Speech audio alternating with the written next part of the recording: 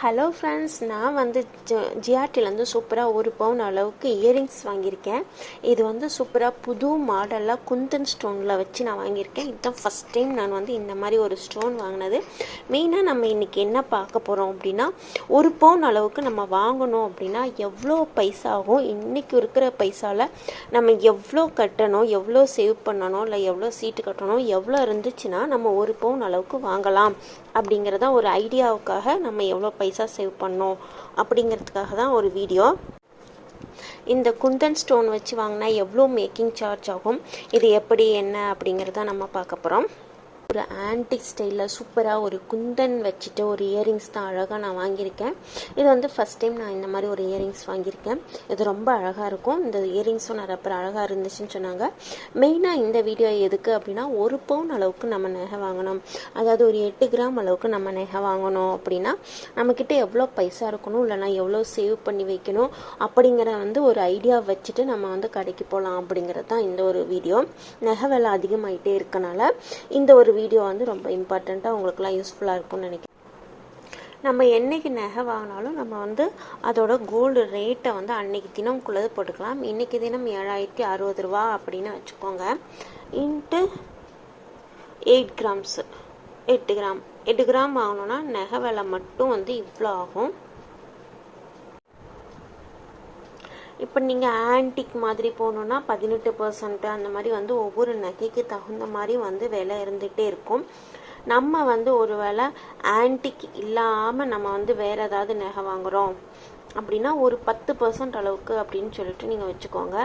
10 + 13 3 அப்படிங்கிறது வந்து ஜிஎஸ்டி, அதனால் 13% அளவுக்கு நம்ம அப்படின்னு சொல்லிட்டு நம்ம வச்சுக்கணும்.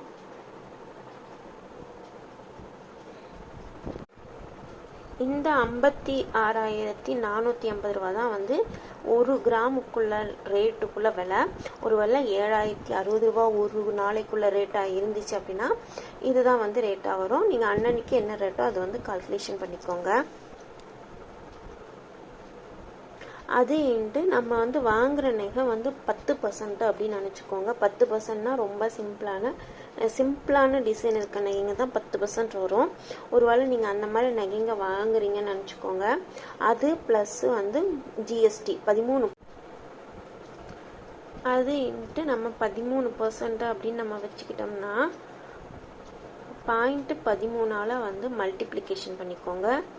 இதுதான் வந்து எக்ஸ்ட்ராவாக வந்து ஆகிற அந்த அமௌண்ட்டு. ப்ளஸ்ஸு வந்து இந்த வந்து இது இப்போ வந்து போட போகிறது கிராம், அன்னைக்குள்ளே வந்து 8 கிராமுக்கு வந்து உள்ள ரேட்டு. இது வந்து கிராம் ரேட்டு. இது வந்து பர்சன்டேஜ், எத்தனை பர்சன்டேஜ், 10% வந்து நகையோட செய்கூலி இல்லைன்னா சேதாரம் நம்ம எடுத்துக்கிறோம். ப்ளஸ் வந்து ஜிஎஸ்டி 3%. இது வந்து இன்னைக்குள்ளே வந்து கோல்டு ரேட்டுக்குள்ளது. அது கோல்டு ரேட்டுக்குள்ளே 13% நம்ம எடுத்துக்கிறோம். மொத்தம் வந்து 63,822 ரூபா இருந்துச்சுன்னா நம்ம வந்து மினிமம் வந்து உள்ள ஒரு டிசைனில் ஒரு 10% இருக்கிற டிசைனில் 1 பவுன் அளவுக்கு நம்ம எடுத்துக்கலாம்.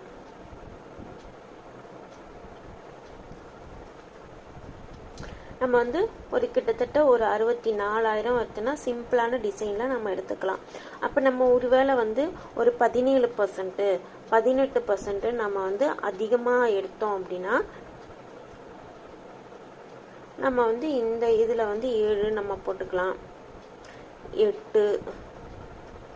8னா இவ்வளோ நல்லா வந்து ஆன்டிக்லாம் வச்சுட்டு நம்ம வந்து 20% அந்த மாதிரி வச்சோம்னா இந்த மாதிரி வந்து 67,000 ஆகும். ஒருவேளை வந்துட்டு நீங்கள் அடிஷ்னலாக வந்து கல்லெல்லாம் வச்சுருக்க ஒரு டிசைன் பிடிச்சிருக்கு அந்த மாதிரினா நீங்கள் வந்து ஒரு கையில் வந்து ஒரு 70,000 வந்து இன்றைக்கி இருக்கிற நிலைமைக்கு எடுத்துகிட்டு போனால் 1 பவுன் நகை வந்து நமக்கு என்ன டிசைன் பிடிக்குதோ அந்த டிசைனில் நம்ம வந்து வாங்கிக்கலாம். நீங்கள் சேவிங் பண்ணோம், நகை எடுக்க விரும்பலை அப்படின்னா வெறும் கோல்டு காயினாக வாங்கினோம் அப்படின்னா வெறும் 3%க்கு வந்து 1,694 ரூபா அந்தளவுக்கு எக்ஸ்ட்ரா கட்டினா போதும். நீங்கள் கோல்டு காயினாக வாங்கினோன்னா இவ்வளோ தான் எக்ஸ்ட்ரா இருக்கும். இப்போ நம்ம சூப்பராக இந்த என்ன நகை வாங்கியிருக்குன்னு நம்ம பார்க்கலாம்.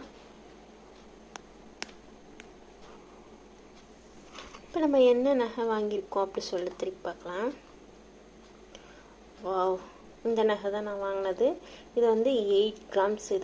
இது வந்து குண்டன் செட்டு. இதெல்லாம் எனாமல் போட்டு மீனாக்கரி ஒர்க் பண்ணியிருக்கு.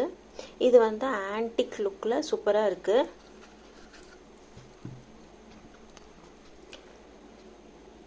பின்னாடி வந்து ஸ்க்ரூ வந்து இருக்குது. ஸ்க்ரூ டைப்பில் பட்டன் இருக்குது. இதுலேயும் வந்து ஸ்க்ரூ டைப்பில் பட்டன் இருக்குது. இது வந்து 22 கேரட்டு. பார்க்குறதுக்கு வந்து குட்டியாக வந்திருக்கும், ஆனால் இது வந்து நல்ல 8 கிராம்ஸ்க்கு இருக்கிறது.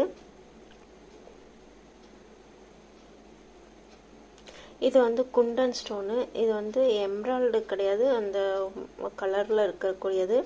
இதெல்லாம் வந்து அன்கட் டைமண்ட் சொன்னாங்க. இந்த மாதிரி 8 கிராம்ஸ் நகை எடுக்கும்போது அந்த கேஷு, மேக்கிங் சார்ஜு ப்ளஸ் வந்து இந்த ஸ்டோன்ஸ்குள்ள அமௌண்ட்டெல்லாம் ஆகும். இதெல்லாம் மீனாக்கரி ஒர்க்கு அப்படி சொல்லுவாங்க.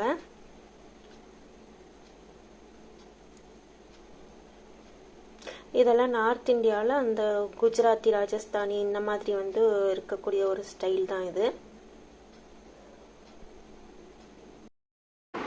இந்த மாதிரி நகைங்கெல்லாம் ஒரு 18% அந்த மாதிரி வந்து செய்கூலி ஆகும்.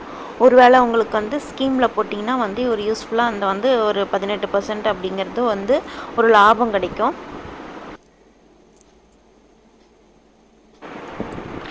பேக்லலாம் வந்து ஸ்க்ரூ இருக்கனால வந்து சின்ன சின்ன ஹோல்ஸ் எல்லாம் இருக்கும் இல்லையா, அவங்களுக்கு கொஞ்சம் ஈஸியாக போடலாம் இந்த மாதிரி இதெல்லாம்.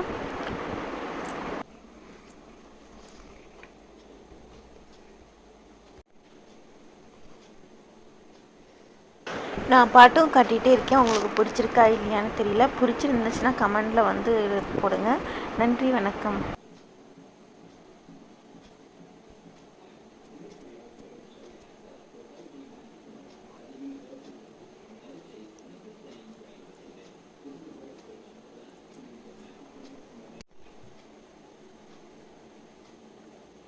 இந்த இயரிங்ஸ் கலெக்ஷனும்